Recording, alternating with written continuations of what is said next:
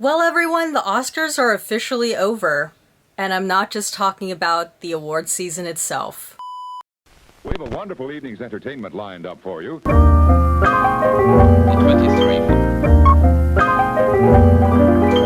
Hey, what is up, you guys? This is Steffi, aka In My Humble Opinion, and welcome back to another IMHO Film Club movie review. In today's video, we're going to be talking about a new Netflix Gothic horror movie that is coming out tomorrow and will be available on Netflix April 29th, and that movie is entitled Things Heard and Seen. So Things Heard and Seen stars Amanda Seyfried, James Norton, Natalia Dyer, Alex Neustaedter, Rhea Seehorn, and F. Murray Abraham. The movie was written and directed by Sherry Springer Berman and Robert Pulcini, based on the book All Things Cease to Appear by Elizabeth Brundage. So Things Heard and Seen is a Gothic horror drama that follows an artist who relocates to the Hudson Valley with her family after her husband gets a job as an art theory professor at a local university. However, shortly after moving in, she begins to suspect that her marriage has a sinister darkness, one that rivals her new home's history. And before I get into this review, I just wanted to say thank you so much to my friends over at Netflix for sending me an advanced screener of the movie. Really much appreciated. This is my first Netflix screener ever, so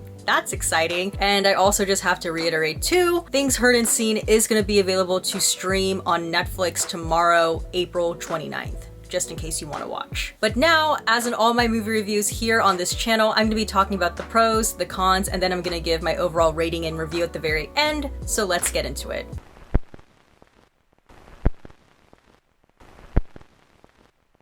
Alright, so let's talk about the pros. So my first pro to Things Heard and Seen are its locations. So this movie takes place in upstate New York, and it features a lot of beautiful, stunning locations. You know, you see the mountains, the lakes, the rolling hills, and they capture it really well, really beautifully on screen. It's very scenic, and it's nice to see how these different locations kind of change and adapt to the season, because this movie does take place over the course of a year or so. So yeah, beautiful locations. My second pro of this movie is the arc of the marriage between Amanda Seyfried and James Norton's characters. So they play Catherine and George Clare, who are a young married couple with a daughter. And when you meet them, they seem super in love and they have a whole new life to look forward to. But of course, as the movie goes on, cracks in the relationship are exposed. And I like the idea of Amanda Seyfried's character having doubts about who the person she married actually is. And I felt like that added some element of mystery and suspense to the movie that, quite honestly, I was not expecting to be in this movie at all. I really just thought this was a movie about a haunted house. But this movie is also a drama about the unraveling of a marriage. Now let's talk about some of the cons. So my first con to this movie is that there's a lot of underdeveloped characters, in my opinion, and for me, that's a huge con. While watching this movie, I never understood the motivation behind why certain characters did what they did, and additionally, I also questioned why certain characters even existed in this movie. For instance, let's talk about James Norton's character. Again, he plays a guy named George Clare, and you do learn a lot of revealing information about him. And to me, honestly, I feel like his character is the most interesting character in this movie because he's so complicated and he's not who he appears to be. You learn about certain things he did in his past that are a bit extreme, yet the movie never really tells you why he went to the lengths he did, which was a bit frustrating and kind of confusing to watch. And I guess you could kind of make the argument that the movie doesn't owe you an explanation to those things, but for me, I just feel like those things were too extreme for me as the viewer to just simply accept and move on. In my opinion, this was a missed opportunity of exploring some real depth with his character. As far as me questioning why certain characters existed in this movie, I'm mainly thinking about Natalia Dyer and Alex Neustaedter's characters. I feel like this movie could have existed without them in it. I can't give away exactly who they are in the plot, obviously, but perhaps their characters were a bit more developed and played a larger role in the book. But to me, it felt like the writers were just like, well, the marriage is already falling apart. Let's just throw this cliche element because why not? I also have to say too, based on how the movie opens, and also because this is a horror movie, I thought the daughter was gonna play a larger role to the plot, and I guess in a way that maybe is another missed opportunity.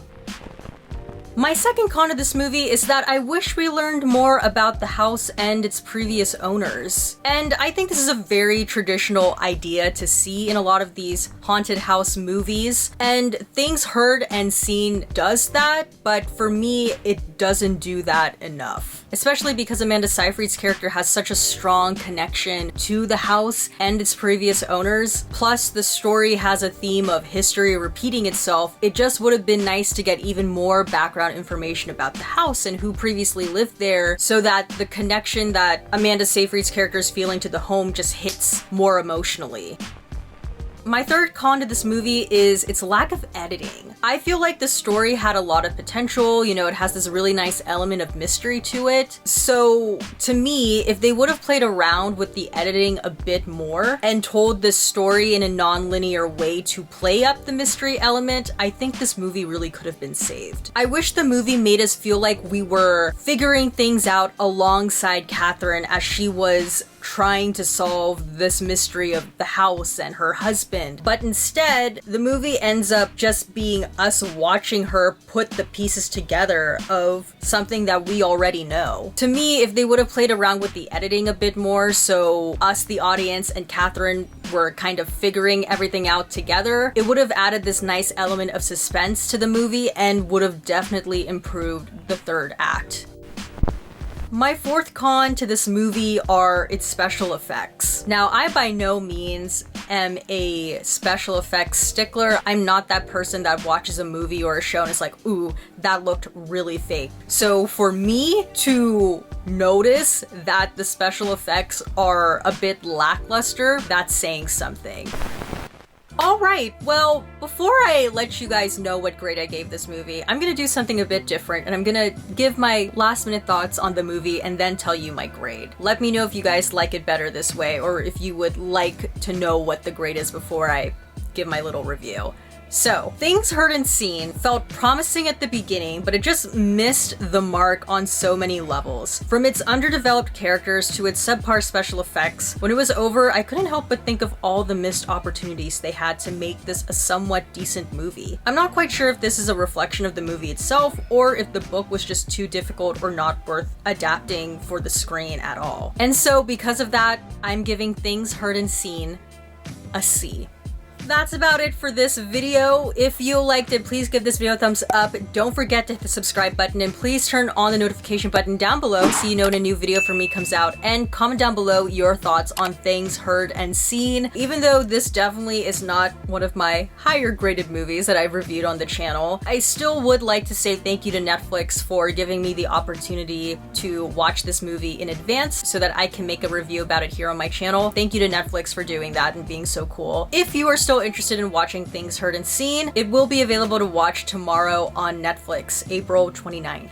Alright, well, that's about it. Comment down below, are you interested in watching Things Heard and Seen? Or if you've already seen it, let me know your thoughts about the movie down below, because I'd like to see if maybe we had similar thoughts, or maybe you think this is like a really great horror movie. I don't know. Let me know what you're thinking. And yeah, that's pretty much it. As always, everything I said, which is my own personal thoughts and all my humble opinion, and I will see you guys in the next one.